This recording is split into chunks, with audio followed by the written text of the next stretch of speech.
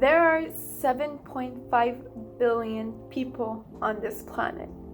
That means I am surrounded by 7.5 billion people. And out of those people, I am surrounded by friends, family, classmates, coworkers, teachers, etc. I also have access to technology, which makes communication with all these people I'm surrounded with very easy. And yet, I still feel lonely. What is loneliness? Loneliness is this feeling of isolation, detachment, disconnection. And loneliness can lead to different kinds of things like addiction, because you want to numb the pain of being lonely. It can lead to a fear of others or seeing other people as a threat. It can lead to depression. Rest assured, though, that feeling lonely is completely normal. In fact, Jesus felt lonely too. If you think about it, Jesus was constantly surrounded by people throughout his ministry. And then in the final days of his life, he was completely rejected by everyone. He was rejected by the crowds of people who used to listen to his teachings, who now wanted to crucify him. He was rejected by his disciples, his friends. Judas betrayed him, Peter denied him, and all his disciples just ran away when he was captured. And then he was forsaken by his heavenly Father. Imagine that, being forsaken by the God of the universe. How lonely must that have felt? So Jesus understands what it's like to be lonely. And if Jesus felt lonely, then it goes to show that it's a normal feeling. So how is it that I'm surrounded by people, I have friends, I see my family, I go to church, I talk with people on social media, and yet I still feel lonely? It's important to note that there are 3 types of loneliness. There's intimate loneliness, relational loneliness, and collective loneliness. And my feeling of loneliness is telling me that I'm missing companionship in one of these 3 areas. We like to say that social media and technology keeps us connected with each other, but it doesn't.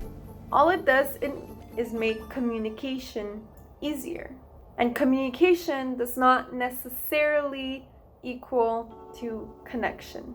Social media can actually cause a lot of our feelings of loneliness. How does it do that? For starters, we scroll through Instagram, we see how many other people are having fun and are spending time with friends and how great they are and how great their lives are, and then we're sitting alone on our bed and we're comparing ourselves to that. We're comparing our mediocre, boring, lonely time sitting on our bed on our phone to their great experience, their snapshot of a great experience. Another way that technology and social media fosters loneliness is that it keeps us distracted from each other. So we finally go out for coffee with our friend. We're not sitting alone in our bedroom scrolling on Instagram, but the moment you take a sip of your coffee and stop talking, your friend goes on their phone and starts scrolling. Social media causes us to be distracted from each other.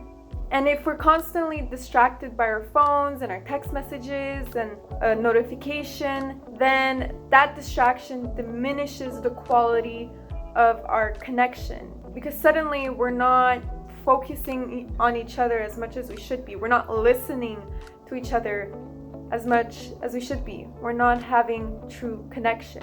True connection is being with someone in their presence, in person. It's being focused on that someone. True connection is about listening to others and also being listened to.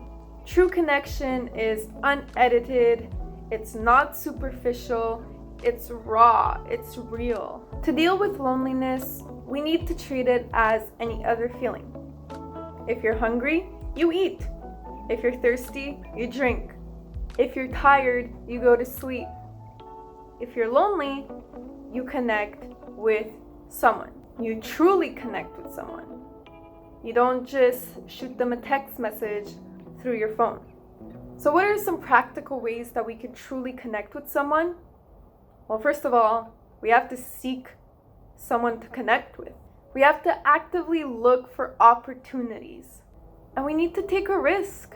Asking someone out for coffee or inviting someone out to your place sometimes requires courage. Sometimes it might be uncomfortable. And that's why it can be a risk. A suggestion for truly connecting with someone is to serve others. Philippians 2 verses 3-4 says, "Do nothing from selfish ambition or conceit, but in humility count others more significant than yourself. Let each of you look not only to his own interests, but also to the interests of others." When you serve someone else, you shift the focus from yourself and your feelings onto someone else. Serving also provides opportunity for connection, and it helps you build relationships with other people. Finally, I leave you with this challenge. Your feelings, your responsibility. If you're feeling lonely, do something about it.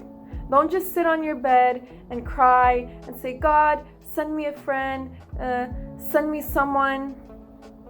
Instead, maybe say, "God, give me the courage to reach out to someone. Give me the courage to take a risk by serving someone in an area that I've never done before." You take action. Don't sit around and wait for someone to come to you. Go to them. At the end of this video, there's going to be an outline of a specific plan that you can follow so that you can take a step towards overcoming your feelings of loneliness.